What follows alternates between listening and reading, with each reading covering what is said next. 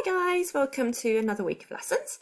I've decided we're going to do something a bit different this week. We're going to shift away from revising the literature texts and practicing how to write about them. And instead we're going to focus on English language.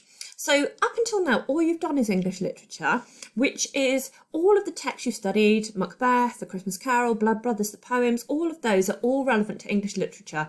Things you've pre-studied, and then you get questions on them in the exam and you write an essay. And that's what we've been trying to practice. What I'd like us to do is look at English language.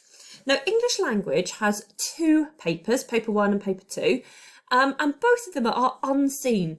So it's not the same as lit. You don't get to pre-learn the text with your teacher. You have to read something by yourself, work out what it's about, and answer questions about the text a bit more independently.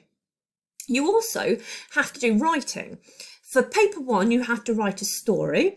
And for paper 2, you have to do some kind of persuasive writing. So that's what I'd like us to focus on for the next week or so, is the art of persuasion and writing to argue, which you will have done a lot throughout your school career. This isn't new learning. You will have done it when you were at primary school, probably you've definitely done it in Key Stage 3, but something you haven't really looked at for a while.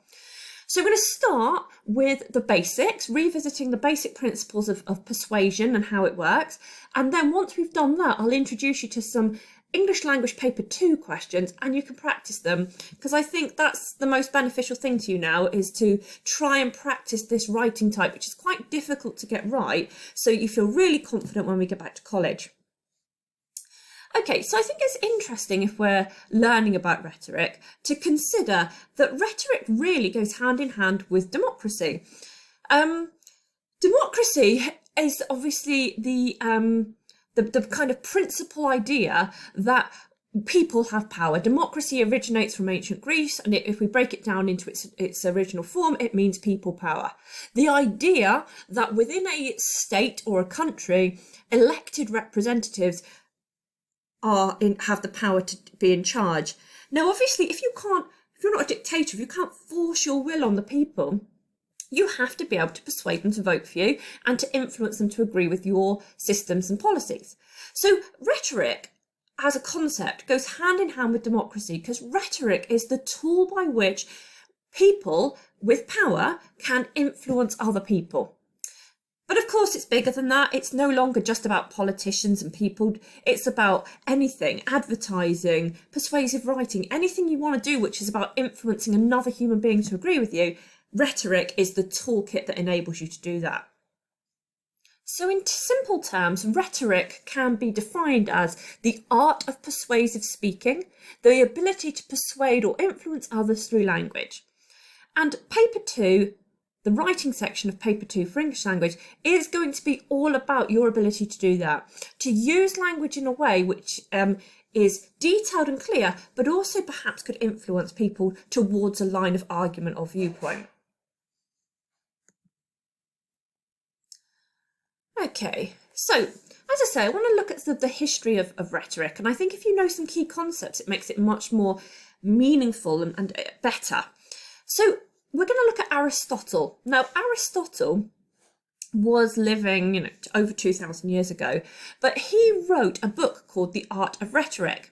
He wasn't the first person to ever invent rhetoric. It was already, started in ancient Greece, but he wrote a book all about the art of persuasion, and it aimed to teach people how they could manipulate language and words to get what they wanted. It was so powerful that it's influenced people for 2,000 years. So actually, a lot of the principles of things you may have learned in the past about rhetoric stem from the ideas set out by Aristotle in his book, The Art of Rhetoric. And I would say the most useful thing for you to know from that book, or from that concepts and those ideas, is what is known as the Aristotelian triad. Aristotelian because Aristotle wrote it or came up with it, triad because there's 3 things. And on the board you can see, or on the screen, you can see the 3 elements of the triad. And Aristotle, in basic form, argued that in order to be successful at persuading someone, you need to achieve 3 things. The first of those is logos, which is you have to appear logical, reasonable, and truthful. You have to show that you know what you're talking about, basically. The other one down in the right-hand corner here is ethos. Ethos is about credibility and trust. And when I think of ethos, I think the idea that you're not just selling your ideas, you're selling yourself as a person. If I have the best argument in the world, but people don't trust me, they think that I'm being untruthful or untrustworthy, they are less likely to be persuaded by my argument.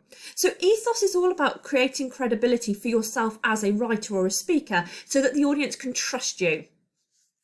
And the last one in the bottom corner here, pathos, is all about emotions. Generally speaking, we need in persuasion to show that we know what we're talking about. But actually, people are quite reasonable and intelligent, and it's difficult to persuade people with logic alone. Emotionally, people can be much more easy to influence. If we can appeal to people's emotions, we can be more successful. So that's the core idea of Aristotelian rhetoric, is that you're trying to deal with these three strands, interweaving them and simultaneously covering them all in an effective piece of persuasion. Can you please pause the video, copy down the Aristotelian triad, because you will need to refer to it later. Thank you. Okay, so the first thing I'd like to talk about a little bit more is ethos, which, as I say, is all about public persona. Trying to portray yourself in a certain light when you're trying to persuade someone. And I'm reading a book at the moment by Sam Leith, which is all about the art of rhetoric, and it's a hugely interesting book. And he points out that how you present yourself in the opening few moments of address is the foundation on which all the rest is built. It establishes the connection between the speaker and the audience, and it steers how the speech will be received. So ethos is largely about how you open a speech in a way which establishes a bond with your audience, because they're much more likely to engage with the rest of what you've got to say if the opening makes them like you, respect you, consider you trustworthy. And I'm talking about speeches because that's where rhetoric originates from, but also in the written mode, we want to do the same. In our early paragraphs, we want to get people to feel that they can have a bond with us. So I've summarised ethos down on this screen, and again you can pause this screen to copy these points. The key things you need to achieve in the opening of a speech or a piece of persuasive writing: you need to make your audience perceive you as trustworthy.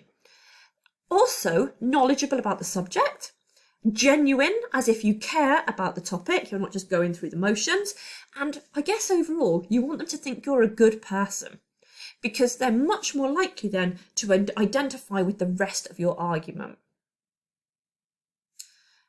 So in terms of creating strong ethos, pronouns are a really important part of that. Pronouns are the words that we use to replace nouns, and they are really how we pick to use them can determine the relationship we have.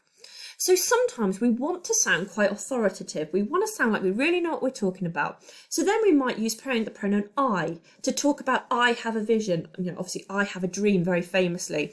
It can create a sense that you can really believe in someone if they're talking from their own perspective using that word I. However, effective speakers also use what we call the second person pronoun, which is you. You have a responsibility. You can make a change. You can come with me on this journey, basically. So it's all about putting the onus onto the audience. We also have these little selection of what we call plural pronouns, we, us, and our. Now, these are the words that create unity, that suggest to the audience we're in this together. So sometimes you might want to say, I can see the way forward for us to improve the education at this school or whatever. Sometimes we might want to say, we can all work together to improve the education. So it's a fine balance between thinking about when you want to sound authoritative and like a leader, and when you want to sound like there's a unity. And we call this process synthetic personalization. Now, synthetic just means fake, and personalization means a relationship. So we, us, and are a great way of communicating we are a team to an audience. Communicating this idea that you value everybody who you're communicating with, even if you don't know them or you're not don't have a personal relationship in reality. So to show you how ethos works in a real speech, I've selected a speech from Prince William, who's obviously future King of England. He is really active in trying to end the illegal wildlife trade. which in short, I'm sure you know, that some species of animals in Africa in particular, such as elephants and rhino, are hugely endangered. It's tragic, there's hardly any left in the world. And there's international laws to try and protect them from poachers, people who kill them just to cut their tusks or their horns off in order to make money. And we called this wildlife crime. Going out and killing these protected species is a crime, but it's a crime which isn't a law which isn't necessarily well enforced across the globe, because in some countries they rely upon the money to be able to survive. So Prince William is a high-profile figure who tries to use his status and influence to persuade countries and organisations and powerful people in the world to do more to end the illegal wildlife trade. So this speech is because of that, because he wanted to persuade people to stop this trade. Now, in the speech we're going to look at, he uses this great word, insidious. So I thought it was worthwhile, before we look at it, for you to spend a minute learning the definition of this word. Now, if we describe something as insidious, it means it is destructive, but in a gradual and subtle way.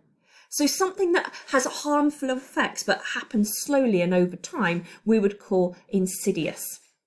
Interestingly, it comes from Latin, and it originally meant cunning or a trick. So I think that idea of something which we don't see it coming yet it causes so much danger is key.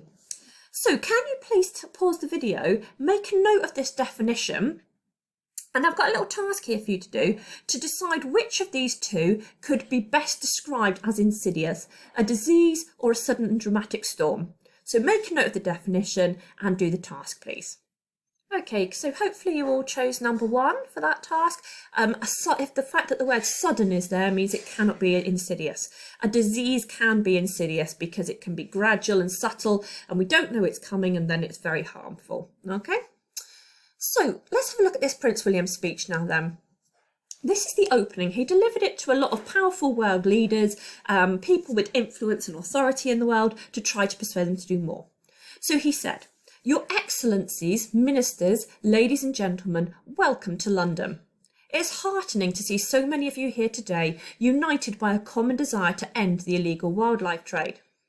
I have just returned from a visit to Namibia and Tanzania and Kenya. I saw some tremendous work being done to intercept the trade and keep animals as safe as possible in their natural habitat. I also learnt about the absolute importance of community-led conservation so that people value wildlife as an economic resource. Some of the rhinos I saw are under such threat that they have more bodyguards than I do.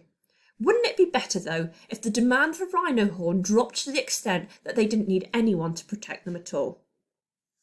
Okay, what I'd like you to do, please, is to pause on this and just to make a few notes. If you've got a printer, you could always print the extract off, because I've saved these slides on Show My Homework. But you don't necessarily need to. You can just make a note of anything you notice that William does in order to create a strong ethos, to try and convince his audience that he is trustworthy, that he knows what he's talking about, that he's a good person that they can rely on, and to create a bit of a relationship with them from the start. This video is going to run out of time, so once you've done that, once you've tried to pick out anything you think is effective at creating a strong ethos, please can you pick up on the next video?